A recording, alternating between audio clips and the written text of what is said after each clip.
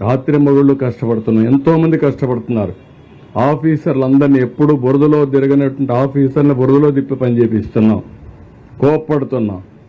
తప్పదు, వెళ్ళాలి, ఉండాలి, కూర్చోవాలి. ఒక సీనియర్ ఆఫీసర్ ఫీల్డ్కి రారు. అలాంటిది ఈరోజు చీఫ్ సెక్రటరీతో సహా అందరినీ ఫీల్డ్లో పెట్టి పని చేపిస్తున్నాం. అది మా కమిట్మెంట్. బురదజల్లే కార్యక్రమం మానండి. సిగ్గుంటే చేసిన తప్పు క్షమాపణ చెప్పుకోండి.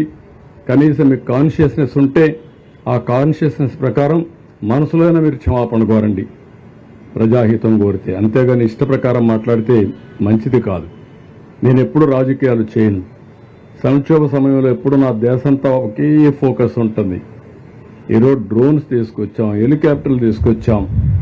ఈరోజు మార్నింగ్ కూడా హోమ్ మినిస్టర్తో మాట్లాడాను. వారిని కూడా రమ్మన్నాను, టీంను పంపిమన్నాం, మళ్ళా లెటర్ రాస్తున్నాం.